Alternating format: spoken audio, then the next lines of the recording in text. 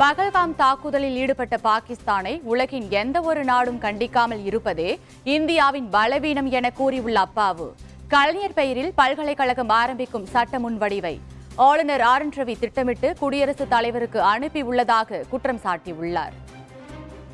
உலக அளவில் நம்மெல்லாம் பாகிஸ்தான்ல இருந்து அவ்வளவு பெரிய தீவிரவாத தாக்குதல் 26 பேரை கொன்னதுக்கு உலகத்துல ஒரு நாடு கூட அந்த பாகிஸ்தானை கண்டிச்சு ஒரு நாடு கண்டிச்சு சொல்லல, ஒரு இடத்துலையும் சொல்லல.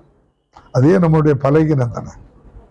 மாண்புமிகு மறைந்த தலைவர் கலைஞர் பெயர்ல கும்பகோணத்துல புதிதாக ஆரம்பிக்க இருக்கின்ற ஒரு பல்கலைக்கழகத்துக்கு சட்ட முன்வடிவு சட்டமன்றத்துக்கு கொண்டு வந்து அனுமதிக்காக ஆளுநருக்கு அனுப்பியிருக்கு.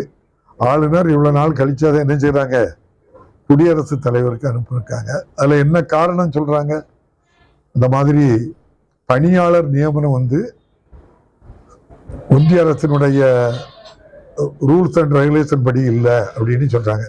கலைஞர் பெயர்ல பல்கலைக்கழகம் வர்றதுக்கு அவருக்கு தனிப்பட்ட முறையில் என்ன வெறுப்பு இருக்கோ தெரியல. அவரு சமூக நீதிக்காக எல்லாருக்குமாக வாழ்ந்து மறைந்தவர்.